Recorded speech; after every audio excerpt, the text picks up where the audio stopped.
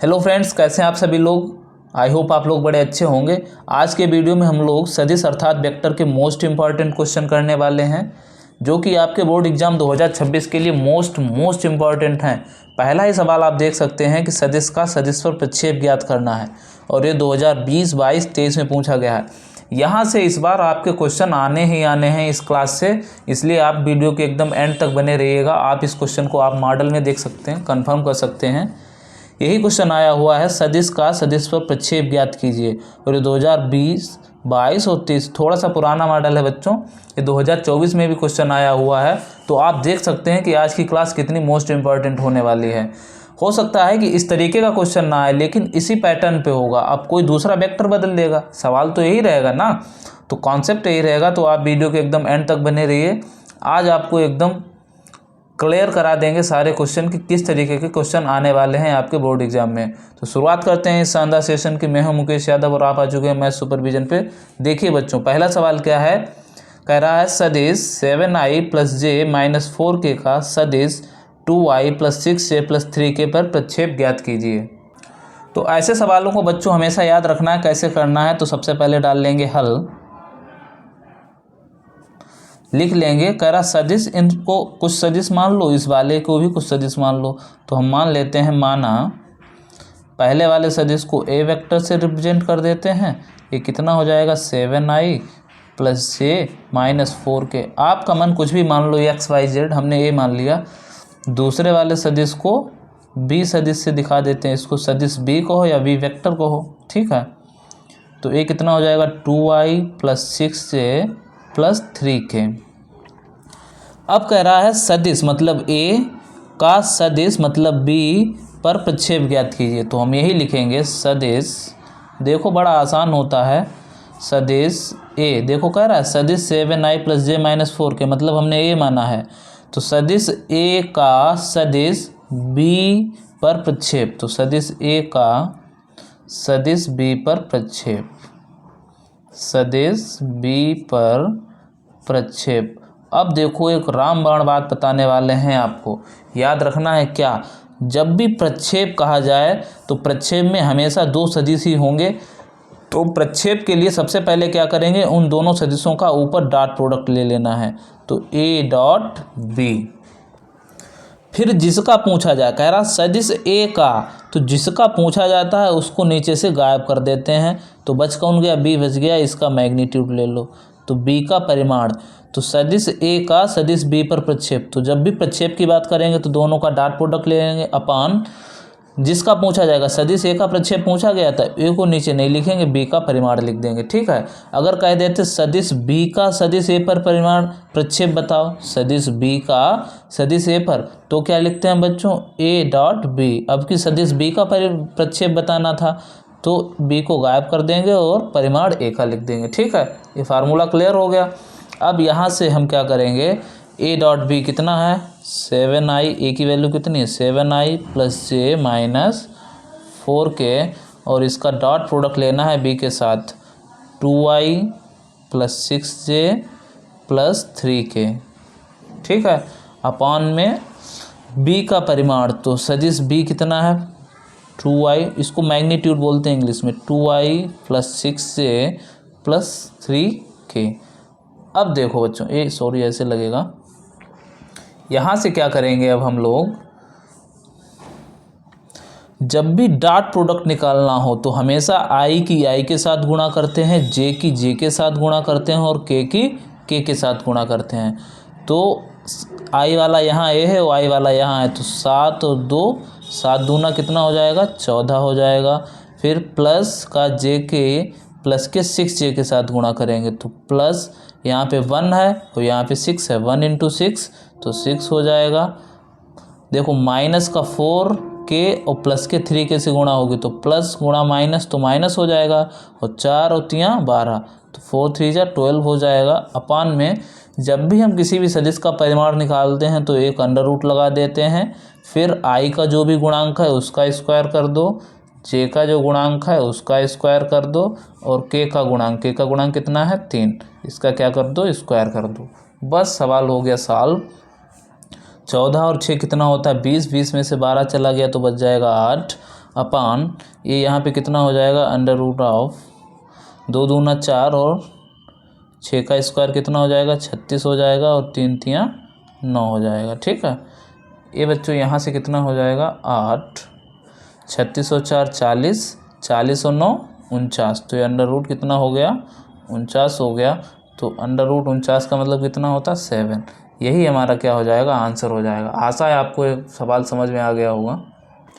अगला सवाल देखते हैं बच्चों, क्या कह रहा है, यदि vector A equals to 3i minus J plus 5k and vector V equals to this, तो उस त्रिभुज का क्षेत्रफल बताओ जिसकी दो भुजाएं ए और बी वेक्टर हैं। मतलब एक ऐसे त्रिभुज का क्षेत्रफल बताना है जिसकी एक भुजा ए वेक्टर है और एक दूसरी भुजा बी वेक्टर है। और ए आपके सवाल के लिए मोस्ट इम्पॉर्टेंट है, एकदम रट लो, स्वर्ण अक्षरों में लिख लो। इस पैटर्न का एक सवाल आपके एग्जाम में आना ही आना है। देखो, तो सबसे पहले क्या करेंगे, लिखेंगे दिया है क्या बच्चों, दिया है ए वेक्टर कितना दिया हुआ है 3i माइनस जे वेक्टर प्लस 5k। ठीक है, 5k cap and V vector कितना दिया हुआ है, तो i cap plus 2j cap minus का k कैप। अब हमको बताना है त्रिभुज का क्षेत्रफल। तो जब भी दो भुजाएं सदिश रूप में दी गई होती हैं तो उनका त्रिभुज का क्षेत्रफल कैसे निकलता है, तो लिखेंगे त्रिभुज का क्षेत्रफल, एकदम याद कर लेना है, फार्मूला होता है त्रिभुज का क्षेत्रफल। एक ऐसे त्रिभुज का क्षेत्रफल जिसकी दो आसान भुजाएं ए और बी हों तो उसका फार्मूला होता है 1/2 मैग्नीट्यूड ऑफ क्या, दोनों भुजाओं का क्रॉस प्रोडक्ट, ए क्रॉस बी। बात समझ में आ गई। एक ऐसा त्रिभुज जिसकी दो आसान भुजाएं ए और बी हों, एडजेसेंट साइड्स ए और बी हों, then the area of triangle goes to 1/2 magnitude of A cross B vector. तो उस त्रिभुज का क्षेत्रफल ए क्रॉस बी के मैग्नीट्यूड से दिया जाता है, परिमाण से दिया जाता है। अब देखो बच्चों, हम लोग ए क्रॉस बी निकालना भी सीख जाएंगे इससे, इसको बोल देंगे इक्वेशन 1। तो ए क्रॉस बी निकालने के लिए बच्चों क्या करेंगे, सबसे पहले ए क्रॉस बी लिख लेंगे और इसको सारणिक विधि से निकालते हैं। तो ए क्रॉस बी एक सारणिक बनाएंगे, ऊपर लिखेंगे आई कैप जे कैप के कैप। फिर सबसे पहले हमने क्या लिखा ए, तो ए के आई जे और के गुणांक लिखो। ए के आई जे के गुणांक क्या है, आई का गुणांक 3, जे का गुणांक -1 और के का गुणांक +5। ठीक है, यहाँ पे बच्चे अक्सर गलती कर देते हैं, पहले बी के गुणांक लिख लिए फिर ए का, ऐसा नहीं करना है। सबसे पहले क्या लिखा ए, फिर लिखा है क्रॉस बी, तो ए के गुणांक लिख लिए फिर बी के गुणांक लिखो। आई का गुणांक 1, जे का गुणांक 2 और के का गुणांक -1। अब वही सारणिक विधि से पुरानी वाली बात, सबसे पहले आई कैप लिखेंगे और आई कैप को लिखेंगे तो ए वाला कॉलम कैंसिल, ए वाली रो कैंसिल। क्या बच गया, देखो ए वाला कॉलम कैंसिल हो जाएगा, ए वाली रो कैंसिल हो जाएगी, तो बचेंगे क्या, -1 की -1 से मल्टीप्लाई तो प्लस का 1 हो जाएगा, बीच में होता है -2 × 5 -10 हो गया। ठीक है, फिर बीच वाला सिंबल -j के साथ लिखा जाएगा, मतलब माइनस के साथ, तो माइनस लगा लिया जे कैप, फिर ए वाला फिर से कॉलम कैंसिल और ए वाली रो कैंसिल, तो क्या बचा 3 × -1 -3, बीच में फार्मूले माइनस होता है, 1 × 5 -5। ठीक है, 1 × 5 दैट इज़ 5। फिर प्लस का के कैप, ए वाला कैंसिल ए वाला कैंसिल, 3 × 2 तो हो गया 6, बीच में बच्चों होता है यहाँ पे माइनस, कितना होता है, सॉरी ये देखो ए वाला कॉलम कैंसिल होगा, ए वाली रो कैंसिल होगी, 3 × 2 तो 6 हो जाएगा, बीच में होता है माइनस, फिर 1 × -1 तो एक वो माइनस और एक ये माइनस, तो क्या हो जाएगा +1 हो जाएगा, तो माइनस प्लस का 1 हो गया। अब 1 -9 -10 तो माइनस का 9 आई हो गया, माइनस का 8 माइनस प्लस का 8j हो गया और प्लस का 7k हो गया। ए हमने बच्चों क्या निकाल लिया, तो ए क्रॉस बी निकाल लिया। अब यहीं पे निकाल लेते हैं magnitude of A cross B. कैसे निकालेंगे, तो अभी बताया था किसी भी सदिश का परिमाण निकालना हो क्या लगा दो, अंडर रूट लगा दो, आई का गुणांक जो भी हो उसका स्क्वायर लिख दो, जे का गुणांक जो भी हो उसका स्क्वायर लिख दो, के का गुणांक जो भी हो उसका स्क्वायर लिख देते हैं। यहाँ से कितना हो जाएगा, 9 का स्क्वायर 81, 8 का स्क्वायर 64 और 7 का स्क्वायर 49। इतनी बात क्लियर है बच्चों। अब यहाँ से देखो हम ऐड कर लेंगे इसको। सबसे पहले 9 और 4 13, 13 1 14 का 4, हासिल लगा 1, 1 और 4 5, 5 और 6 11, 11 और 8 तो 11 और 8 हो गया 17, 11 और 8 19, सॉरी बच्चों, तो ये हो गया 19। ठीक है, अब परिमाण क्या होता है? परिमाण बच्चों कुछ नहीं होता, किसी भी सदिश का परिमाण मतलब उसकी लंबाई होती है, तो इसको कोई न कोई यूनिट होगा, तो हम यहाँ पे मात्रक लिखे दे रहे हैं। अब हमको चाहिए था त्रिभुज का क्षेत्रफल, तो लिख देंगे a क्रॉस b का मान समीकरण नंबर 1 में रखने पर तो त्रिभुज का क्षेत्रफल आ जाएगा। तो यहाँ से बच्चों हमने a क्रॉस b का मान समीकरण 1 में रख दिया, तो त्रिभुज का क्षेत्रफल 1/2 magnitude of a cross b, और इसकी वैल्यू कितनी आई थी? √194। और चूंकि क्षेत्रफल क्या होगा? वर्ग मात्रक में, जैसे वर्ग सेंटीमीटर, वर्ग मीटर, वर्ग किलोमीटर। अब हमें यहाँ यूनिट तो पता नहीं उसकी काहे में दिया था सदिश, मीटर में, सेंटीमीटर में, तो हम लिख देंगे वर्ग मात्रक। क्लियर हो गया होगा। बढ़ते हैं नेक्स्ट क्वेश्चन की तरफ। देखो बच्चों, ये मोस्ट इंपॉर्टेंट क्वेश्चन है और इस पैटर्न का एक क्वेश्चन आना आपके एग्जाम में तय है, तो इसको बहुत ही ध्यान से देखें। कह रहा है एक सदिश a vector equals to 2i + j + 3k and b vector equals to this, मतलब दो सदिश हैं। कह रहा है सिद्ध करो इनके बीच का कोण 60 डिग्री है। या तो इस तरीके से सवाल देगा एग्जाम में, या कहेगा सदिश a और b के बीच कोण ज्ञात करो। ठीक है, या तो कहेगा इन दोनों सदिशों के बीच कोण ज्ञात करो, या कहेगा इनके बीच कोण 60 डिग्री है, सिद्ध करो। तो इस तरीके के सवाल को देखो बच्चों कैसे करते हैं। सबसे पहले डालेंगे हल, फिर लिखेंगे दिया है, क्या दिया है कि वेक्टर a क्या है 2i + j cap + 3k cap and vector v goes to 3i cap - 2j cap + k cap. ठीक है, कह रहा सिद्ध करो इनके बीच कोण 60 डिग्री है। तो हम लिखेंगे सदिशों के बीच कोण, हम जानते हैं, लिखेंगे हम जानते हैं, क्या जानते हैं?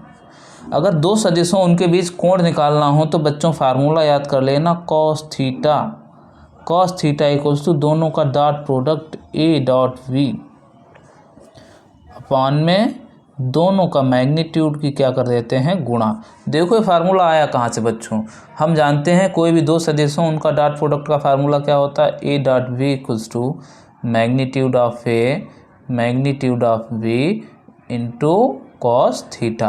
अब कॉस थीटा की अगर वैल्यू निकालेंगे तो a.v upon magnitude of v, तो वही फार्मूला है, बस इसको थोड़ा सा अरेंज करके लिखा गया है। तो जब भी दो सदिशों उनके बीच कोण का फार्मूला निकालेंगे cos theta equals to a.v upon magnitude of v। साथ में हमारे बोलते रहा करो तो आपको भी चीज़ें जल्दी याद हो जाएंगी और बड़ा आसान लगेगा। तो cos theta equals to a की वैल्यू कितनी है? a लिख देंगे हम, और इसका डॉट प्रोडक्ट लेना है b के साथ, उसको लिख देंगे, और k लिख देंगे अपान में मैग्नीट्यूड ऑफ a। तो a का किसी भी सदिश का मैग्नीट्यूड कैसे लेते हैं? उसका i के गुणांक का स्क्वायर करके। तो i का गुणांक कितना है? j का गुणांक कितना है? 1, और k का गुणांक कितना है? 3, तो 3 का स्क्वायर। b का तो 3 का स्क्वायर प्लस माइनस 2 का स्क्वायर प्लस 1 का स्क्वायर, ये हो गया। ठीक है बच्चों, अब यहाँ से देखो डॉट प्रोडक्ट निकालने के लिए सबसे पहले तो i की i के साथ गुणा, तो 3 दूना 6 हो गया, फिर प्लस के j की -2 के साथ, तो प्लस गुणा माइनस माइनस, और 1 की गुणा 2 के साथ हो जाएगी, तो 2 × 2, प्लस 3k की प्लस के से, तो plus into plus that is plus, 3 × 1 that is 3 हो जाएगा। नीचे ये देखो एक साथ ही लिखेंगे, 2 दूना 4, 4 में 1 जोड़ेंगे 5, और 3 × 3 9, 9 और 5 कितना होता है? तो 14 होता है।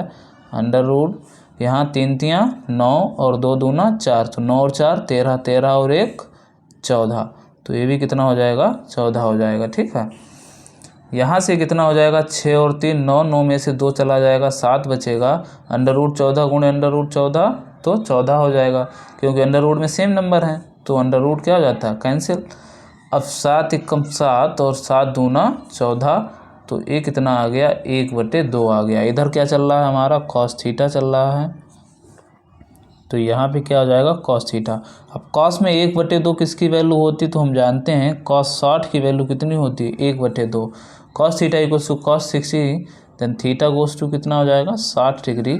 और यही हमको सिद्ध करना था और ये मोस्ट इम्पॉर्टेंट क्वेश्चन है आपके एग्जाम के लिए। ठीक है, तो बात समझ में आ गई। अब हम करते हैं अगले क्वेश्चन को। ऐसा भी क्वेश्चन बच्चों मोस्ट इम्पॉर्टेंट होता है, यदि vector A equals to this vector B equals to this, तो कह रहा है A plus B dot A minus B ज्ञात करो।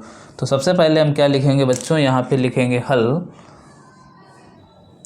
और क्या करेंगे हमको चाहिए ए प्लस बी का प्रोडक्ट किसके साथ, ए माइनस बी के साथ।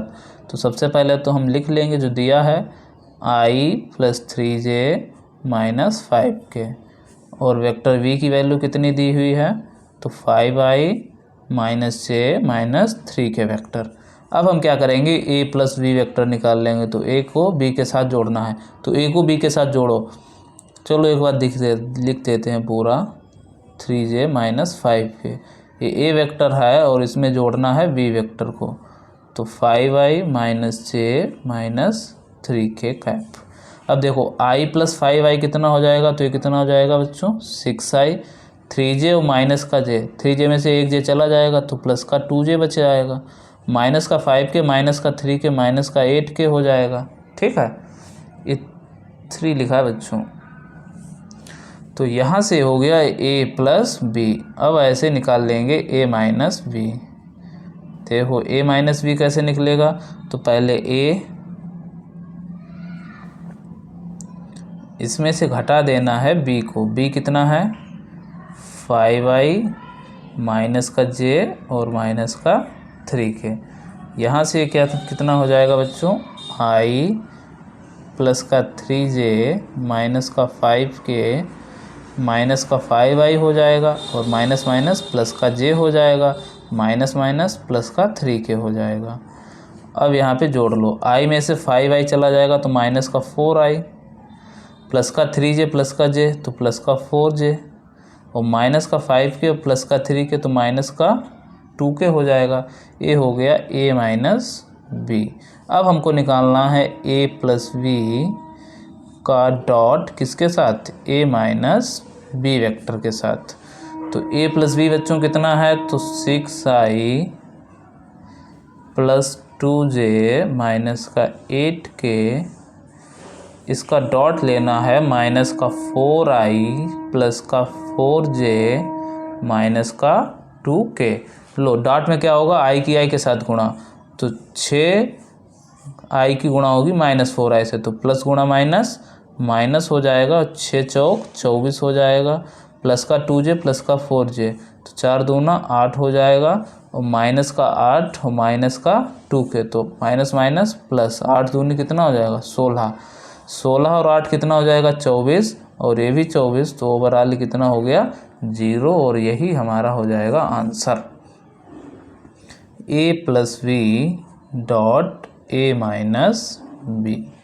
और ये भी बच्चों आपको याद रखना है, जब भी कोई भी दो सदिश उनका डॉट प्रोडक्ट 0 आता है तो वो सदिश क्या होते हैं, आपस में एक दूसरे के ऊपर लंबवत होते हैं। यहाँ पे सदिश a प्लस बी सदिश a माइनस बी पे एक दूसरे पे क्या होंगे, लंबवत होंगे। अगर a डॉट बी बच्चों अगर 0 आता है, इट मीन्स क्या होगा, a और b एक दूसरे पे परपेंडिकुलर हैं या लंबवत हैं। हम कहेंगे a vector perpendicular to b vector, मतलब एक दूसरे पे लंबवत होंगे। ठीक है, तो मिलते हैं किसी नेक्स्ट वीडियो में, तब तक के लिए पढ़ते रहिए, हंसते रहिए, मुस्कुराते रहिए। थैंक यू, जय हिंद, नमस्कार।